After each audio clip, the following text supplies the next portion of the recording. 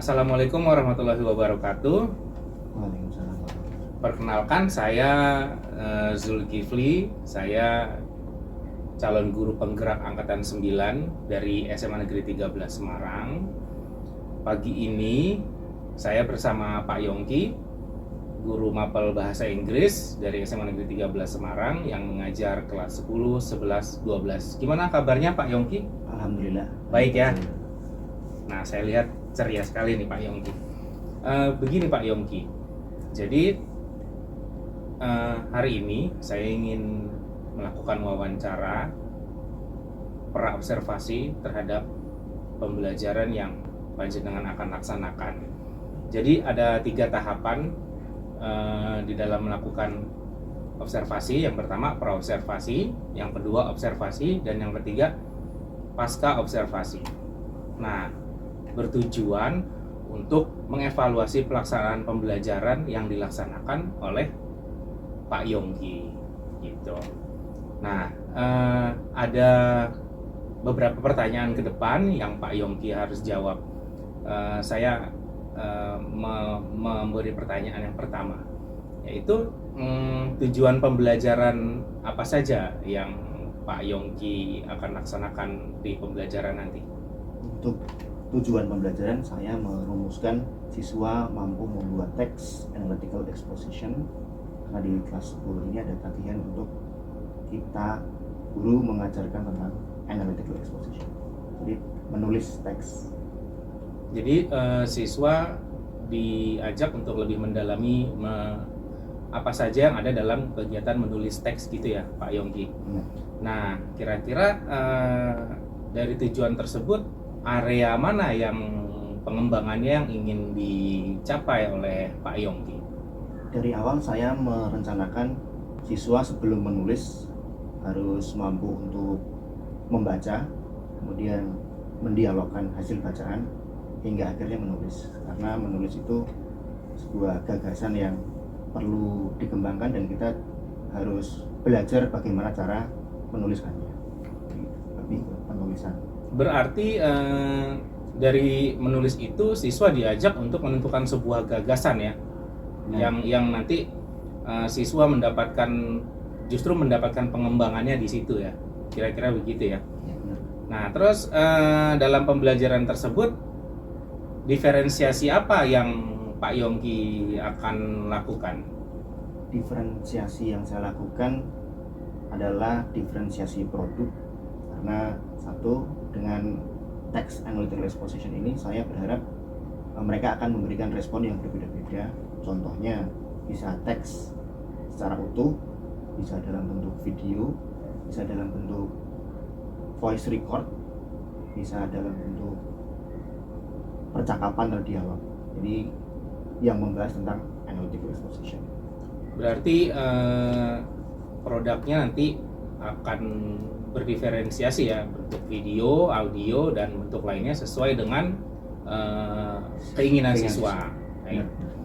Nah, kira-kira dari pembelajaran seperti itu, situasi apa sih yang diharapkan sama Pak Yongki dalam pelaksanaannya? Saya lebih mengedepankan workshop.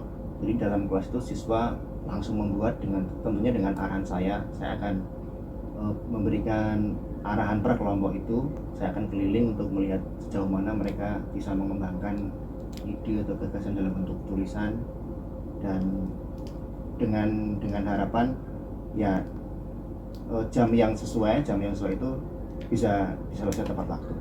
Baik, berarti diharapkan dengan situasi seperti itu siswa bisa mengerjakannya tepat waktu ya, tepat waktu dan disiplin gitu ya. Nah, selanjutnya upaya apa yang dilakukan Pak Yongki untuk menciptakan pembelajaran yang sesuai dengan harapan? Saya menggunakan cooperative learning dengan tujuan untuk meningkatkan siswa untuk lebih sadar bagaimana personal accountability itu muncul dalam kegiatan berkelompok, sehingga pekerjaan bisa selesai tepat waktu. Berarti dituntut kolaborasi dalam pembelajaran Pak Yongki ya, anak-anak ya. Berikutnya, media pembelajaran apa yang Pak Yongki akan gunakan nanti?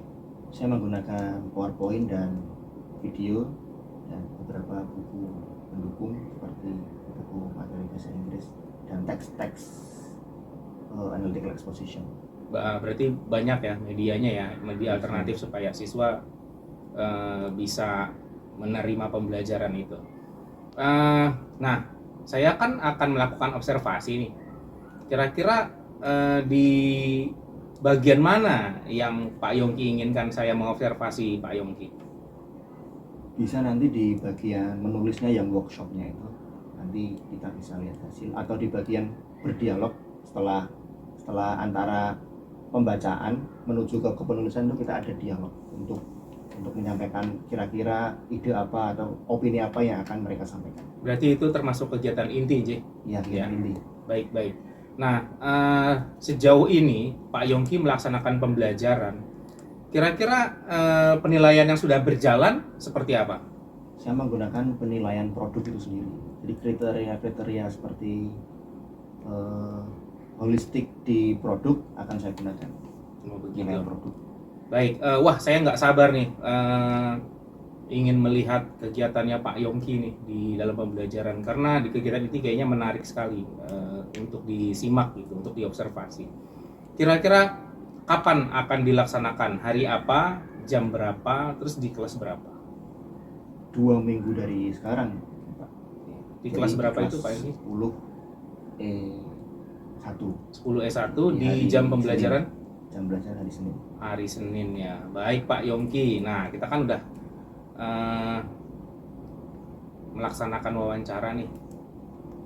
Harapannya nanti kira-kira setelah diobservasi itu harapannya Pak Yongki itu apa nanti? Bagi saya sendiri, saya tentunya terbantu dengan adanya calon guru penggerak Pak Azil. Nanti kita bisa saling memberikan evaluasi. Tentunya untuk saya, untuk anak-anak mungkin mereka lebih bisa serius dalam pembelajaran. Baik Pak Yongki. Nah, dari kegiatan wawancara praobservasi sendiri, kira-kira apa yang Pak Yongki dapat dari wawancara kita pagi ini? Saya menjadi lebih siap untuk mengajar, lebih semangat tentunya untuk segera melakukan pembelajaran. Baik Pak Yongki, beberapa waktu ke depan kita akan melaksanakan observasi dan setelah itu kita akan melakukan wawancara pasca observasi yang akan didampingi oleh pengajar praktik saya, yaitu Ibu Triana. Terima kasih banyak Pak Yongki, wawancara pagi ini sukses selalu. Sama-sama, terima kasih. Assalamualaikum warahmatullahi wabarakatuh. Good morning everyone. How are you today? I'm good and great. Thank you for asking. Before we start the teaching today, the lesson today, please one of you, leader of the class, lead your friend to pray. Ya, lead your friend to pray. Pimpin untuk berdoa. Before we start activities today, please start first. Start praying. Start.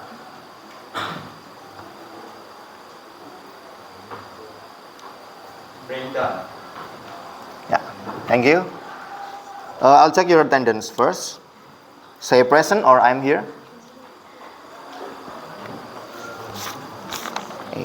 4. Aditya, Keisha, Kevin, Zulfiani, and the last we have a new student today. Please introduce yourself. Ya, boleh perkenalan dengan teman. Everyone, my name is Sefa Tirania. Sefa, ya. What can we call you? What can we call you? Sefa, right. So we have to be kind to our new friends. Hopefully Sefa bisa beradaptasi dengan cepat sini ya. Semoga teman-teman juga nanti bisa memberikan respon atau memberikan ya yang terbaik untuk Sefa. Oke. Sefa.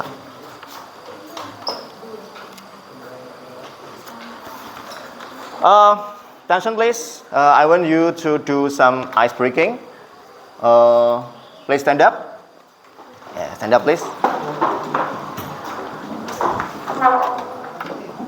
Whenever I say good morning, please clap your hand once. Whenever I say good morning, please clap your hands once. And whenever I say good afternoon, clap your hands twice. Okay? And whenever I say good evening, clap your hands 3 times. Saya ulangi ya. Kalau good morning itu sekali, ya, sekali. Good morning, sekali.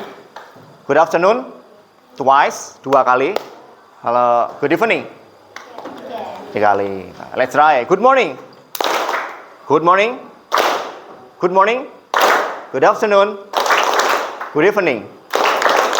Good morning. Good night. Nah, ini nggak ada good night. Ini siapa tadi? Oke, have a seat please. Thank you. Tadi siapa yang salah ya? Ini? Enggak. Ya. Oke. Sebelum kita lanjut ke materi ya, kita harus menyepakati dulu. Kita harus ada kesepakatan kelas ya. Dan kesepakatan kelas ini kita sepakati bersama. Saya ingin kalian untuk membuat ya istilahnya aturan dalam kelas. Seperti contohnya ya kita harus menjaga ketertiban kayak gitu. Hilang saja apa yang mau kita sepakati? Silakan saya menawarkan kesepakatan ini. Ya. Menjaga kebersihan kelas. Menjaga kebersihan kelas. Oke, yang pertama itu. Gimana semuanya? Sepakat? Sepakat. 1, menjaga kebersihan kelas. Yang kedua? Menjaga ketertiban kelas. Oke, yang kedua menjaga ketertiban kelas. Tidak ramai ya, menjaga kondusivitas kelas ya. Gimana semuanya? Sepakat? Oke. Kemudian yang ketiga? Aktif, Pak. Aktif. Aktif di kelas. Oke, tetap aktif di kelas. Berpartisipasi aktif. Gimana? Kita sepakati? Semua sepakat? Oke. Saya ulangi ya, kesepakatan kelas ini yang pertama adalah menjaga kebersihan. Yang kedua, menjaga ketertiban. Yang ketiga adalah aktif. Oke, mari kita mulai materi yang pertama. Alright, what is this? What is this? Gambar apa yang kalian lihat?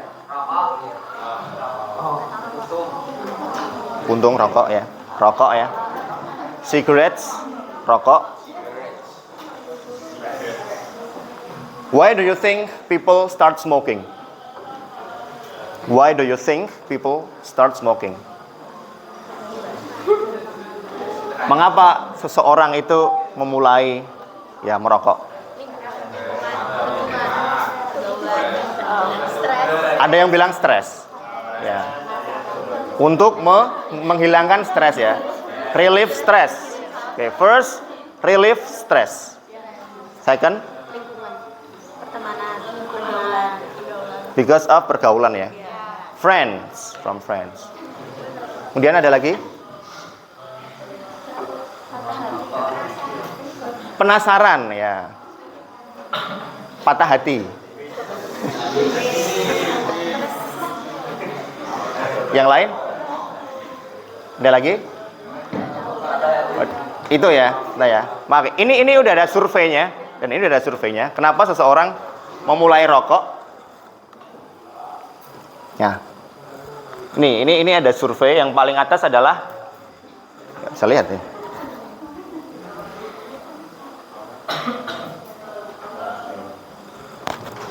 Muncul ya? Ini aja lah.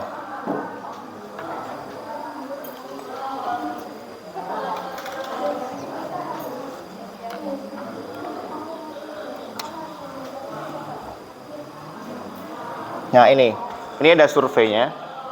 Yang pertama itu karena, can you please read? Peer pressure. Peer pressure itu karena tekanan dari teman. Dia diajak dari pergaulannya ya. Yang kedua, can you please read?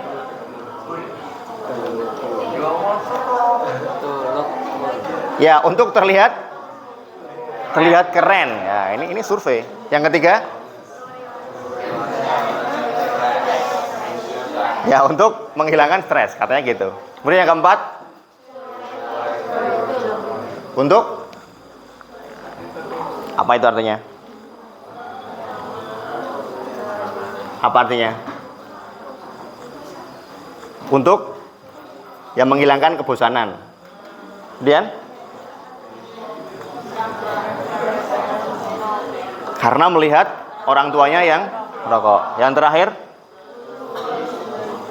untuk menurunkan berat badan. Nah, ini survei yang paling tinggi adalah adanya tekanan dari teman.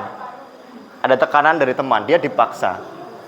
Temennya ngerokok ya, ayo kamu coba dong, kamu coba. Nah, itu adalah lingkungan yang tidak baik ya. Lingkungan yang tidak baik. Pernah nggak kalian mengajak seseorang untuk berbuat baik? Pernah? Coba, siapa yang mau share experience-nya? Anyone? Ya? Mengajak sholat.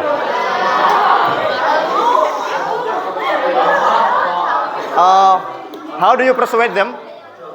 Bagaimana kamu mengajaknya? How do you persuade?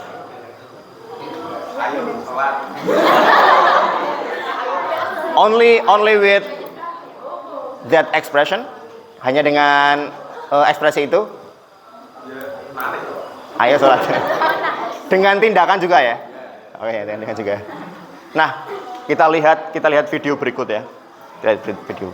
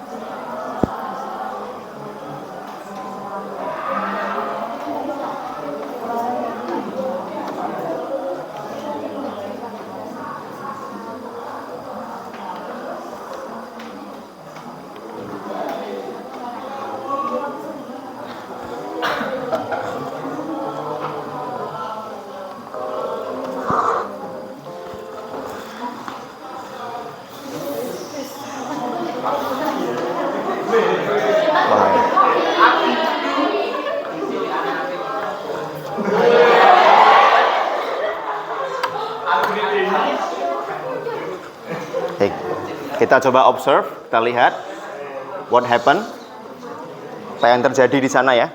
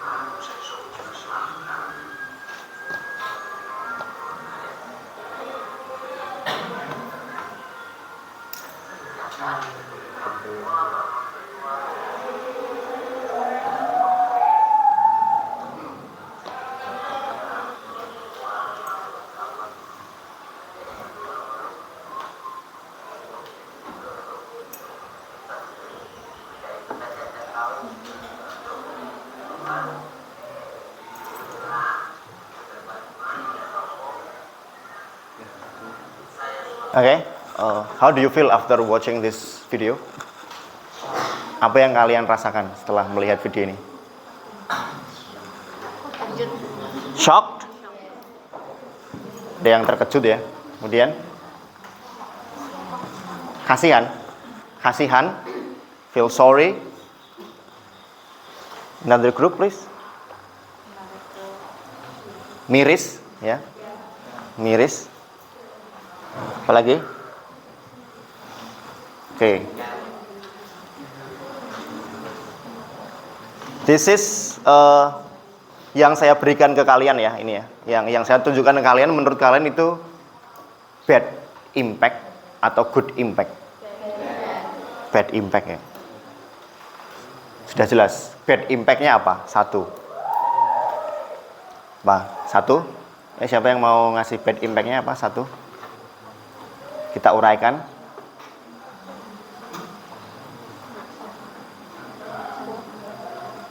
Bad impact dari video ini tadi.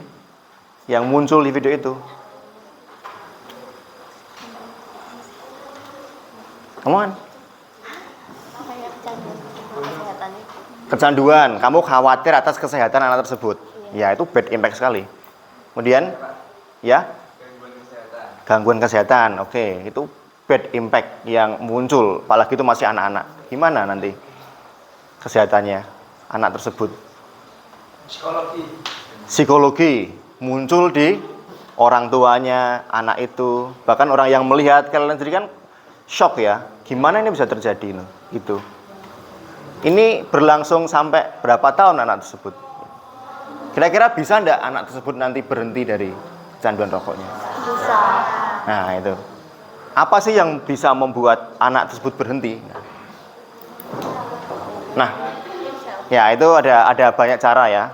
Cuman yang ingin saya tunjukkan adalah bahwa video ini lead to bad impact. Nah, ketika saya mempertunjukkan video ini, saya belum berikan teks ya. Kalian udah yakin belum bahwa bagi kalian yang mungkin tidak merokok ya, kira-kira akan terpengaruh untuk merokok atau tidak? Tidak. Nah, ini adalah satu cara untuk mempersuasi orang. Satu cara untuk mempersuasi orang, untuk mempengaruhi orang lain bahwa merokok ini adalah tidak bagus ya. Bisa dalam bentuk video, bisa dalam bentuk teks. Nah, sekarang yang ingin saya fokuskan adalah dalam bentuk teksnya ya. Coba dibuka worksheet-nya atau lembar kerjanya yang udah saya kirim melalui grup kelas. Ada contoh teks yang menunjukkan bahayanya merokok. Okay, I want you to do some reading for knowledge. Okay. Saya ingin kalian melakukan reading for knowledge yang kemarin sudah pernah saya bahas ya. Membaca untuk mencari tahu. Oke, silakan kalian baca. Boleh membaca dengan keras, reading for fluency. Jadi dua kegiatan ini kita lakukan bersama-sama ya, reading for fluency and reading for knowledge. Silakan boleh dibaca dengan keras. Dengan keras boleh rame nggak apa-apa. Baca ini. Minta teks sama ini ya. Iya, Pak.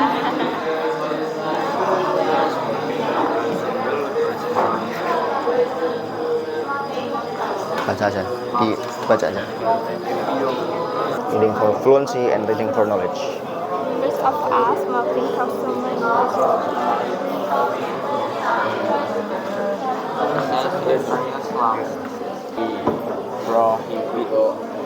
Okay. Please read aloud. 7,000.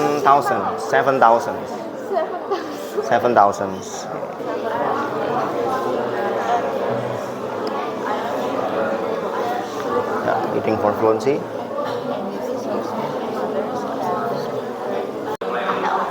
Okay, enough. Saya ingin satu dari kalian untuk membacakannya dengan keras. Please, this group. Siapa yang mau? Ini absen aja, absen. Karena lu sekarang 27. Ya, oke. Ya, 27. 27 ya. Ini 27. Sambil berdiri ya.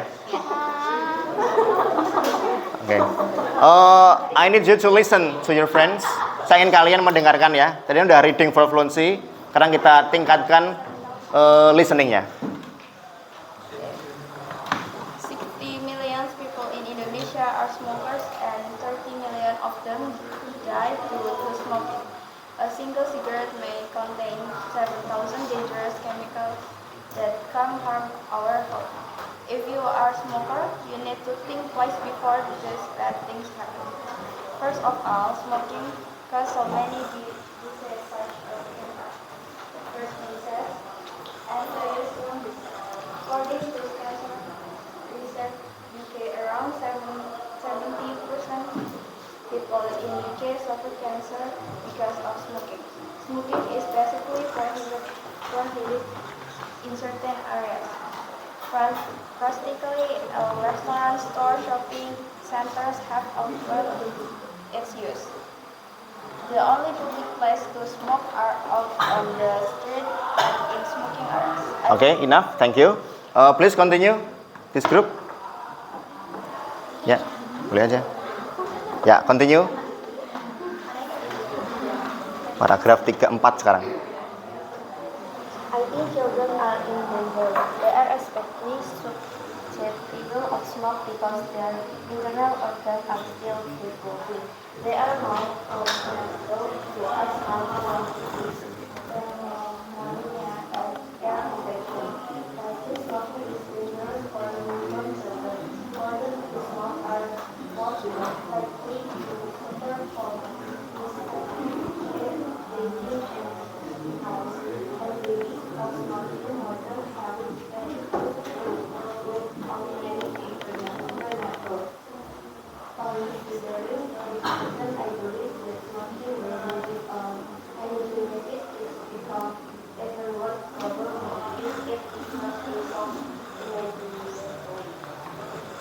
Oke, thank you.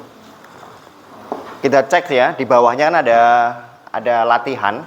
Untuk latihan reading for knowledge-nya, coba yang nomor 1 dijawab di kelompok ini. Kalian lihat dulu ya, kalian lihat dulu. Sudah ketemu? Sudah ketemu? Di worksheet yang selanjutnya, yang bacaan. Nah ini ya ini. Ketemu? Semuanya ketemu? Di soal 1 sampai dengan 5. Untuk mengecek pemahaman. Nah kita kan tadi kan udah reading for knowledge and reading for fluency. Ada nomor 1. Nomor 1 ya, di kelompok ini coba dibaca nomor 1. Ya. Soalnya dibaca dulu. What is the written intention? Ya, what is the writer intention? Dari kelompok ini menjawab apa? What is the writer intention? Apa maksud dari penulis itu?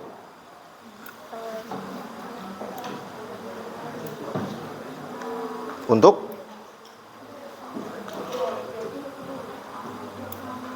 pakai bahasa Indonesia dulu nggak apa-apa.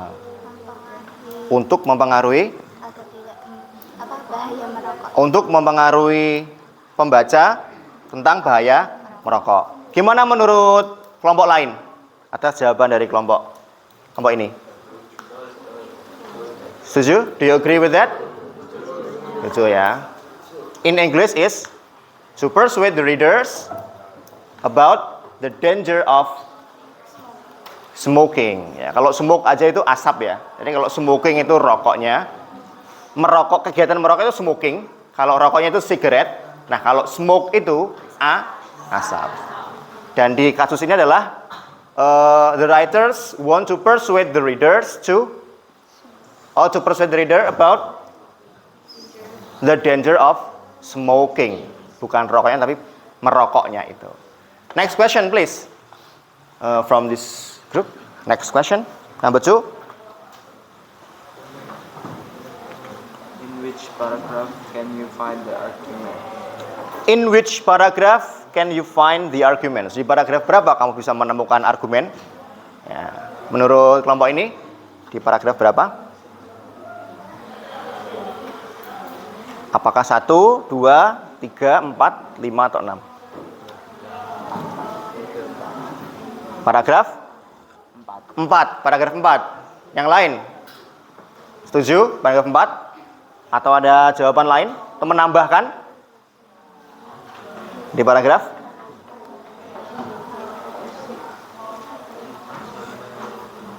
4 sampai 6. Oke, ini yang ini dari paragraf berapa? Gak ada jawaban. Mulai dari 1 sampai dengan 1 sampai dengan 2. Dari kelompok ini ya. 4 sampai 6. Mulai dari paragraf 4 sampai 6. Dari kelompok ini?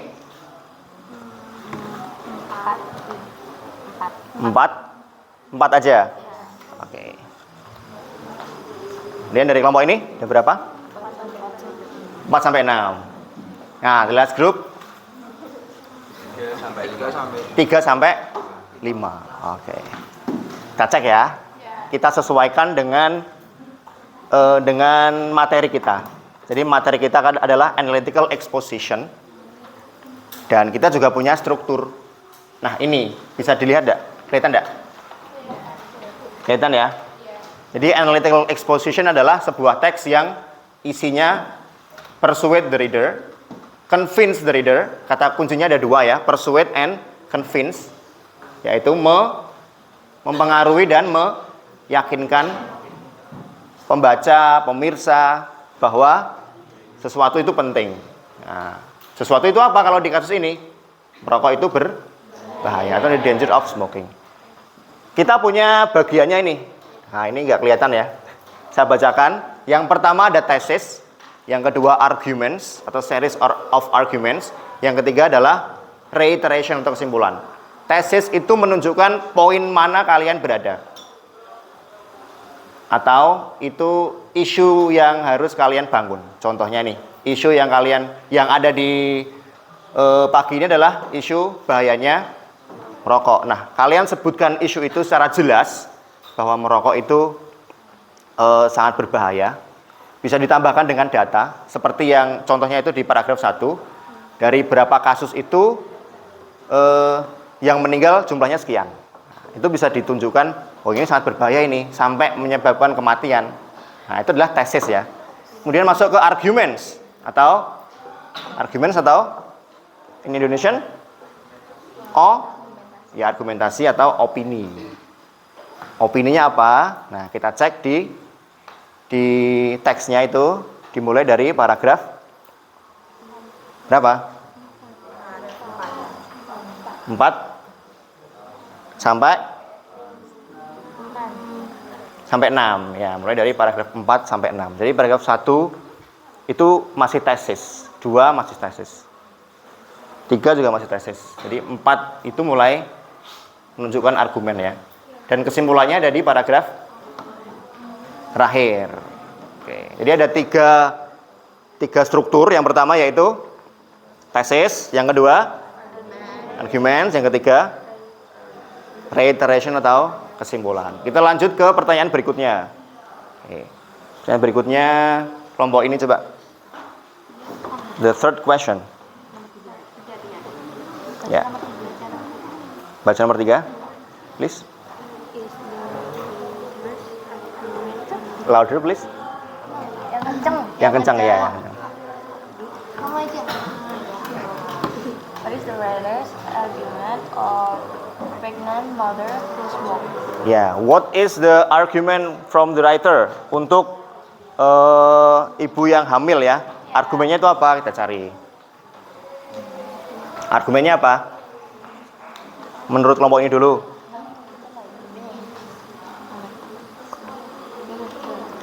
Apa? Mothers who smoke are more likely to suffer from miscarriage, bleeding, and babies of smoking mothers have reduced birth weight or may be premature. Ya, in a simple way bisa menyebabkan bahaya untuk bayinya. Bisa prematur, bisa juga malah ya kematian bagi bayinya. Kelainan. Ya, ini adalah building knowledge of the field. Jadi kita masuk ke tahapan selanjutnya ya, yaitu ke menulis. Saya ingin kalian berkolaborasi dalam menulis teks analytical ini. Jadi saya siapkan isunya, kalian nanti silakan berdebat mau mengarahkan kemana ya ini analyticalnya ya. Mau yang ke setuju atau yang nggak setuju, bad impact atau good impact. Oke, isunya saya berikan 2. Nanti silakan kalian pilih isunya, kemudian diskusikan dengan grupnya. Nah, isu yang pertama adalah full day school. Full day school. Ya. Isu yang kedua ya, full day school ya, jadi 5 hari sekolah. Isu yang kedua adalah national examination, ujian nasional. Satu apa tadi? Full day school. Yang kedua, ujian nasional. Silakan kalian diskusikan dulu dengan grupnya. Nah, mau ke arah yang mana? Setuju yang full day school atau enggak setuju kalian tentukan ya. Kemudian setuju sama exam ujian nasional apa enggak? Nah, kalian harus langkah pertama pilih dulu. Yang kedua adalah sepakati mau yang full mau yang setuju atau enggak setuju. Nah, ini harus salah satu nih, harus salah satu karena analytical exposition itu nggak boleh dua-duanya. Itu, ayo bisa dikerjakan sekarang. Diskusi dulu, boleh berdebat dengan temannya.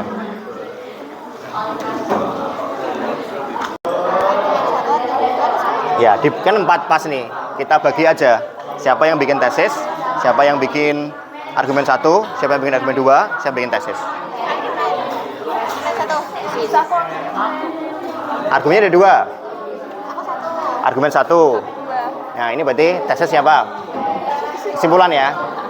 Kesimpulan lebih mudah sih, ya, lebih mengulang tesis. Oke, silakan dikerjakan.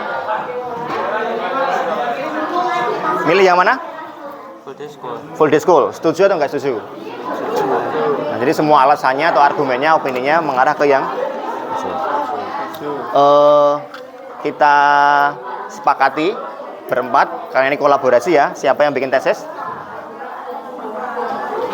Ya, bikin tesis. Argumen 1? Saya. Argumen 2? Kesimpulan. Oke, silakan dikerjakan bagiannya masing-masing. Ayo. Baik, ini milih yang mana? Full day school juga. Karena ini kolaborasi ya. Setuju atau nggak setuju? Semuanya setuju. Kemudian sekarang kita bagi. Siapa yang bikin tesis? Tesis tadi awalannya. Awalan. Argumen 1.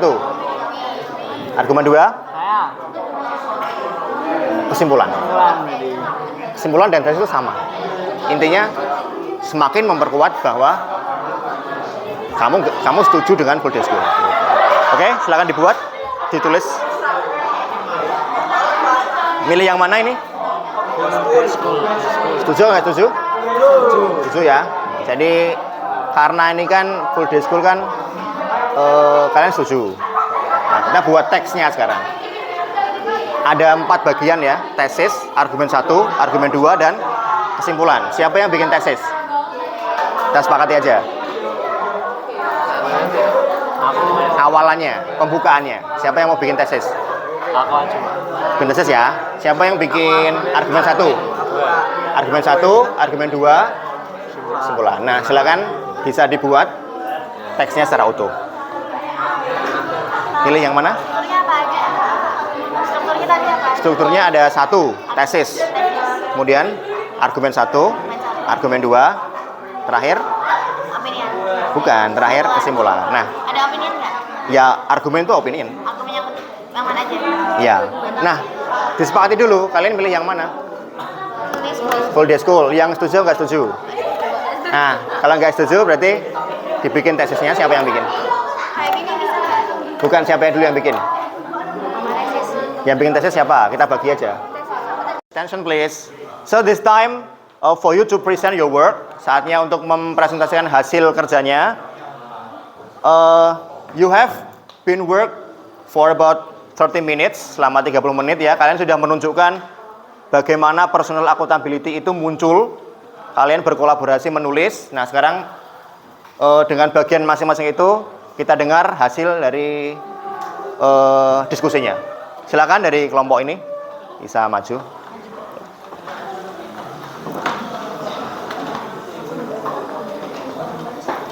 Ya. I need everyone to listen to this group, please. Salam dulu ya. Iya, salam kenalan. Assalamualaikum warahmatullahi wabarakatuh. Waalaikumsalam warahmatullahi wabarakatuh. Let me introduce myself and ourselves. My name is Evangelina Vidya Prativi. Absent. Number? 11. Number? My name is Nazarudina Kumar Dewi. Number 21. My name is Sarah Putri Mandara. Number 27.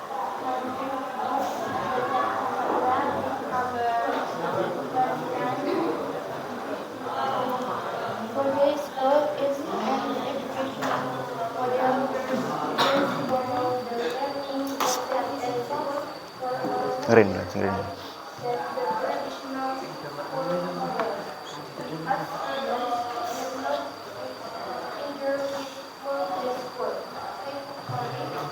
Students spend around 6 to 8 hours studying a day, which means more time for the learning process, extracurricular activities, and rest time.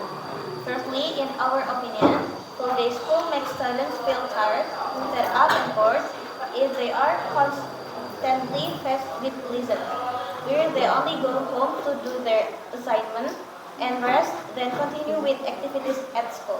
Secondly, the implementation of full day means the reduced time for socializing with family and the community. Discuss as soon as we do not agree with full day school. Hopefully, the government will make a new policy regarding full day school. Oke, give applause please. Bagus. Ya. Oke. This text is clearly good. Teks ini sangat ya untuk waktu yang singkat itu bagus. Kalian bisa lebih mengembangkan teks tersebut untuk menjadi teks yang lebih bagus lagi dengan disertai mungkin fakta dan data. Ada pertanyaan dari saya untuk kalian untuk ngecek keterpahaman ya. So, what is the issue of this group? Isunya apa? Raise your hand please. Isunya apa tadi? Full day school atau yang full day school? Oke, benar, full day school. Kemudian mereka setuju atau enggak setuju? Setuju enggak setuju?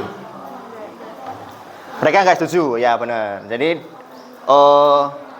yang mereka sampaikan adalah mereka tidak setuju bahwa full day school itu dilaksanakan di sekolah dengan berbagai macam argumen. Yang pertama tadi apa?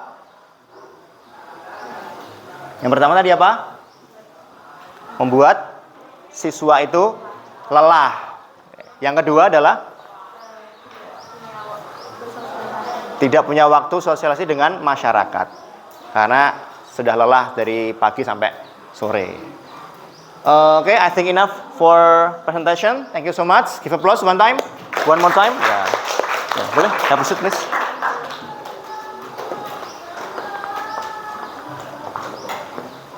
Alright, we come on an end. Kita berada di penghujung pelajaran ya. Jadi di pagi hari ini kita belajar mengenai apa? Analytical exposition. The function of analytical exposition is, fungsi dari analytical exposition. You can raise your hand. Fungsinya tadi apa? Fungsi dari analytical exposition. Ya, untuk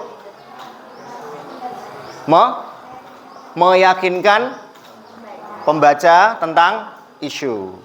Kemudian strukturnya ada apa aja? 1, tesis. 2, yang ketiga, reiteration atau kesimpulan. Oke, how do you feel today? Apa yang kalian rasakan setelah di pembelajaran pada pagi hari ini? Happy, oke, thank you. Yang lain?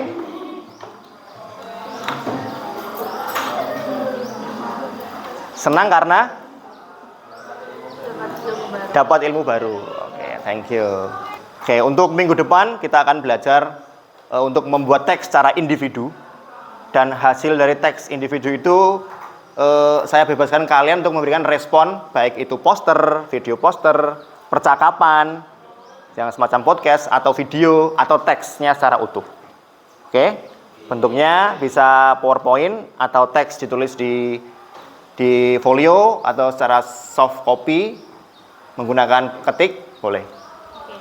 Do you get it? Yes. Ya, thank you. Sebelum kita mengakhiri pertemuan kali ini ya, saya ingin salah satu mendoakan, berdoa untuk ya mungkin mendoakan teman bisa. Silakan, siapa ya? Wakil ketua kelas? Bintang. Ya, mendoakan teman. Disebutkan ya doanya ya, semoganya ya. Ya. Sebelum mengakhiri kita. Berdiri boleh? Mengakhiri pembelajaran bahasa Inggris pada pagi hari ini, semoga kita dapat selalu paham bahasa Inggris materi ini. Amin. Terus hari ini semoga menyenangkan. Amin. Semoga dapat ilmu baru. Amin. Ya, selesai. Terima kasih. Selesai, terima kasih. Ya, thank you so much for your attention. See you next week. Wassalamualaikum warahmatullahi wabarakatuh.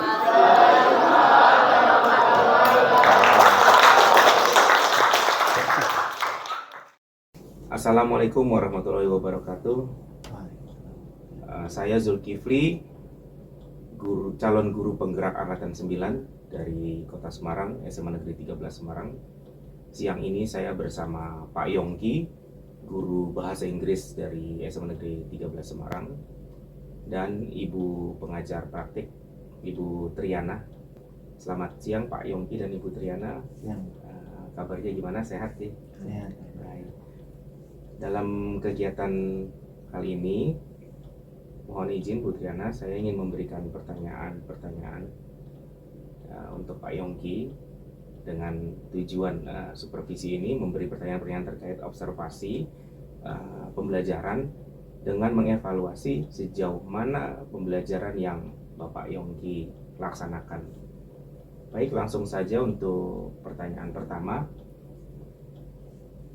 Bagaimana perasaan Pak Yongki tentang berjalannya observasi di dalam kelas beberapa waktu lalu?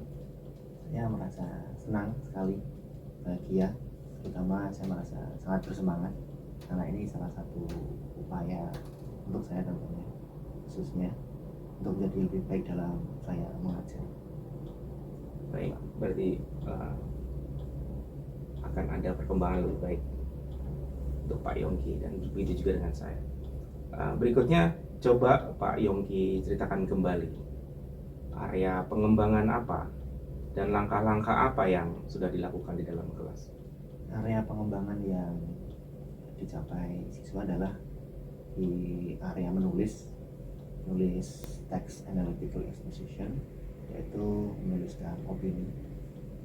Langkah-langkah yang saya berikan adalah pendekatan text based pada cooperative learning, khususnya pada collaborative writing untuk menunjukkan personal accountability. Baik, berarti dalam kelas terjadi kegiatan kolaborasi untuk memahami sebuah teks Ya, dan menulis. Baik. Pertanyaan berikutnya, sejauh mana area pengembangan yang sudah dilakukan? Apakah berhasil dilakukan di dalam pembelajaran tersebut? Untuk siswa sejauh ini mereka dapat mempresentasikan hasil tulisannya di depan kelas dengan baik, dari awal sampai akhir, dengan kolaborasi tentunya pada bagian dari awal dan sampai akhir mereka buat bersama. Namun ada beberapa hal yang dalam langkah-langkah itu saya melakukannya kurang efektif. Baik, jika diberi angka skala dalam ketercapaian dari 1 sampai 10, kira-kira pelaksanaan yang sudah Pak Yongki lakukan berapa? Saya menilai 7 untuk keberhasilan saya dalam proses ini. Baik, mengapa Pak Yongki menilai 7? Saya menilai 7 karena terdapat beberapa hal yang menurut saya bisa lebih saya tinggal lagi atau lebih efektif lagi dalam proses belajar. Kendala apa yang dihadapi pada saat melakukan pembelajaran? Seperti saya menemukan beberapa anak sering menanyakan ulang instruksi yang saya berikan. Padahal saya juga sudah menyampaikannya secara langsung, kemudian tertulis juga di worksheet atau lembar kerja. Saya menemukan bahwa ada instruksi yang perlu saya perbaiki dalam penyampaiannya di kelas. Baik. Mengapa hal itu bisa terjadi, Pak Yongki? Seperti saya kurang mempersiapkan untuk instruksinya. Mungkin itu yang membuat anak-anak jadi kurang mencerna itu. Baik, kira-kira target Pak Yongki itu berapa sebenarnya? Dari skala 1 sampai 8. Kalau bisa 8 atau 9. 8 atau 9. Jika Pak Yongki menginginkan angka tersebut, rencana apa saja yang Pak Yongki dapat lakukan dalam pemecahan permasalahan tersebut? Saya akan melakukan diskusi lebih lanjut dengan komunitas belajar yang ada di SMA 13 supaya sebagai sesama guru bahasa Inggris mungkin akan punya pandangan yang lain atau ide-ide yang lain terkait pemberian instruksi. Baik, Pak Yongki akan melakukan diskusi dalam kelompok belajar. Apakah ada alternatif lain selain untuk mencari berdiskusi dalam komunitas belajar? Ada beberapa yang jika ini efektif ya dalam pelatihan mandiri mungkin di PMM itu ada banyak sekali praktik baik atau video praktik baik yang bisa saya tonton di YouTube. Nanti akan saya coba explore terkait bagaimana cara guru untuk menyampaikan instruksi yang lebih efektif. Baik, berarti Pak Yongki sudah ada pandangan bahwa melakukan diskusi di kelompok belajar dan juga mencari alternatif secara mandiri lewat PMM dengan memilih topik-topik yang sesuai dengan permasalahan Pak Yongki. Baik Pak Yongki, rencana pengembangan diri ke depan, kira-kira aktivitas pengembangan apa yang Pak Yongki akan lakukan? Belajar atau diskusi dengan komunitas belajar yang belajar mandiri di PMM, lihat video praktik baik di YouTube juga. Kalau bisa nanti kalau ada buku-buku referensi dari buku cetak mungkin akan saya baca.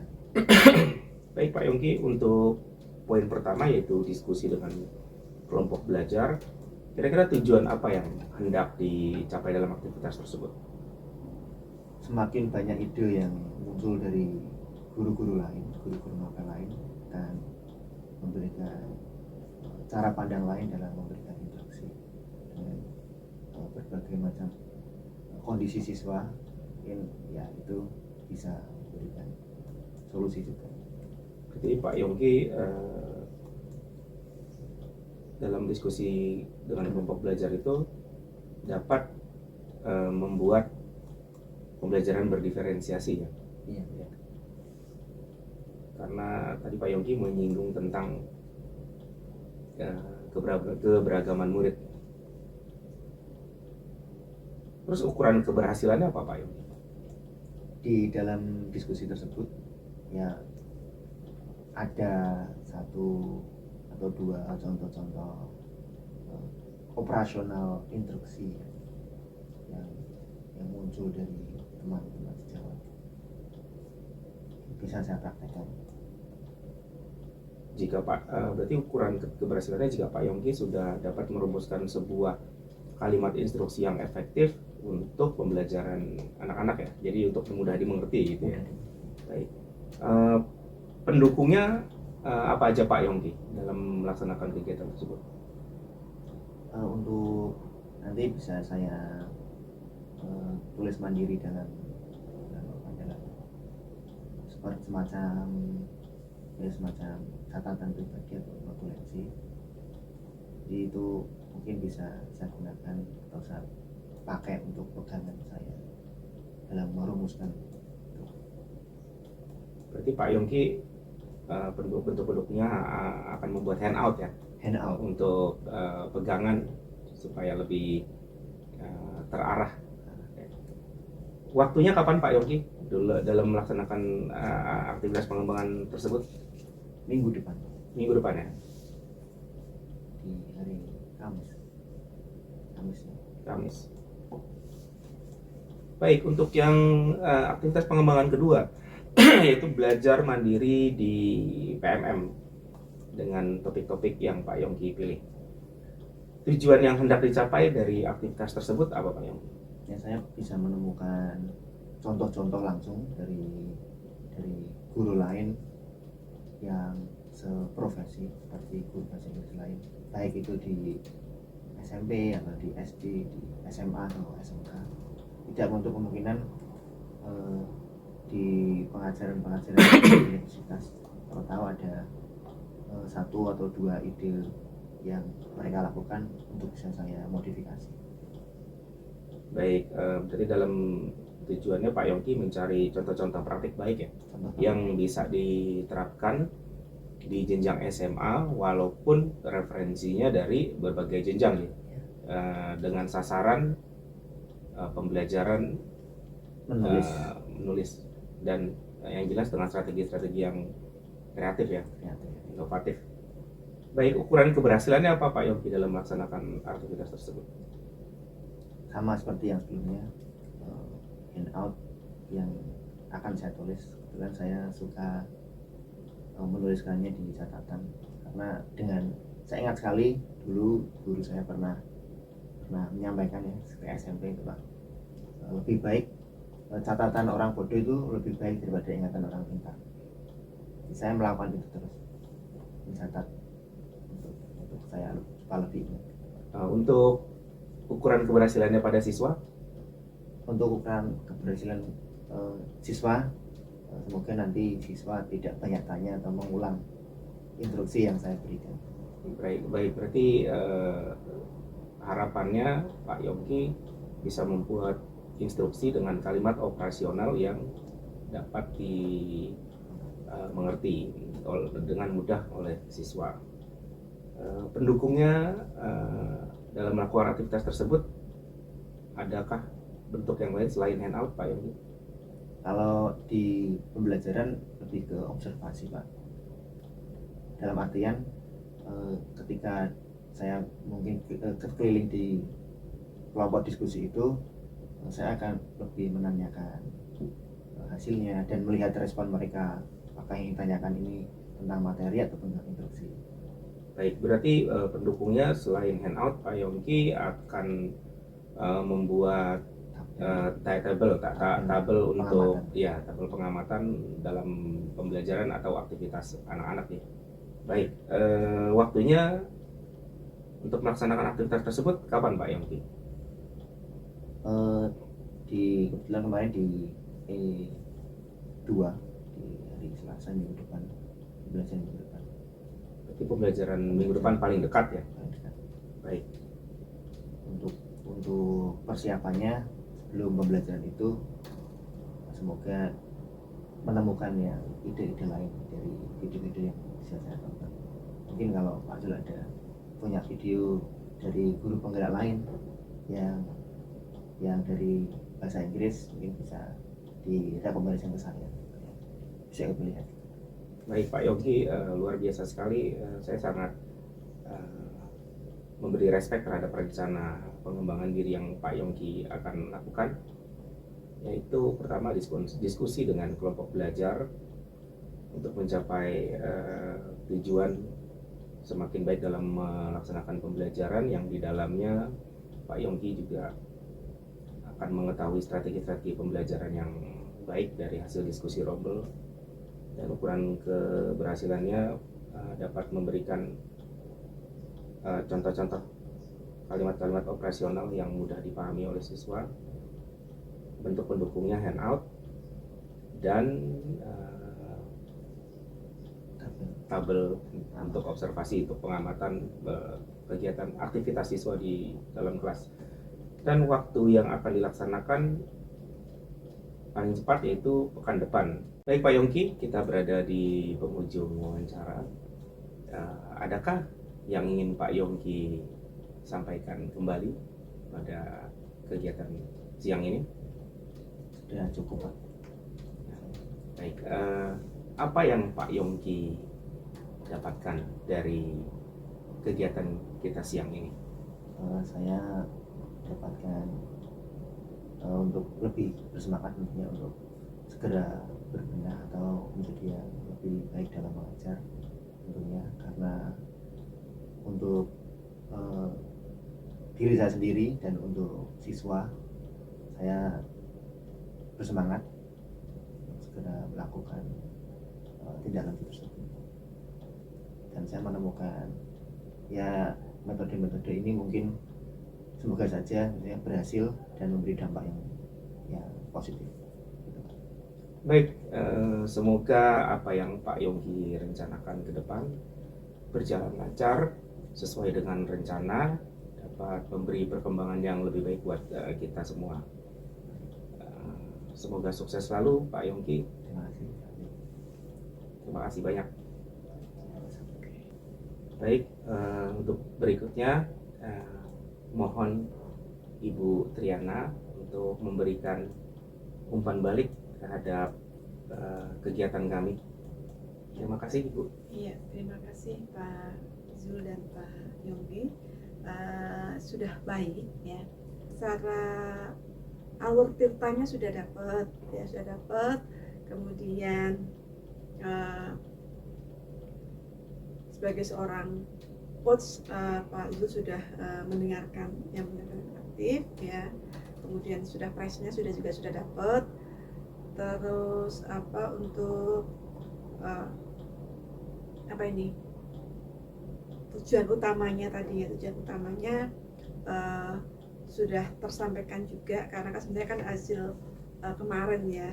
Kemarin ini yang tadi kekuatannya yang mungkin tidak disampaikan teman yang lain, menanyakan dulu apa yang dirasakan. Nah, refleksi itu penting karena sebenarnya kan pasca observasi adalah melanjutkan dari kegiatan observasi. Jadi tidak langsung bertanya tujuan kita bincang-bincang, enggak harusnya emang seperti itu. Jadi itu kekuatan, jadi sudah ditanyakan tadi di awal tadi apa yang dirasakan Pak Yongki, oh senang gitu. Terus kan Pak Yongki tadi kan kemudian Pak Yongki bertanya istilahnya apa ya, bagaimana prosesnya tadi sehingga bisa menyatakan ya itu sudah itu bagus, karena kemarin beberapa teman tidak menyampaikan itu ya. Memang di alur percakapan tidak ada, tapi seharusnya ada dilakukan ya, karena itu kan bagian, kalau kayak jalan kan nggak putus tiba-tiba tadi landai terus naik kan seperti itu. Jadi halus istilahnya. Pak Yul sudah menjadi seorang coach yang mendengarkan dan aktif. Memang seorang coach itu sifatnya yang mendengarkan apa yang disampaikan oleh seorang coach. Jadi sudah tadi istilahnya ya body contact, eye contactnya sudah dapat ya. Kadang kan kita karena terpaku pada catatan teman-teman etek itu, jadi kayak nggak ngalir ya. Padahal namanya coaching itu kan aktif ya, pendengar yang mata itu kan ada kan mindfulness-nya, present istilahnya hadir sepenuhnya. Itu aja Pak yang nanti bisa dikembangkan lagi.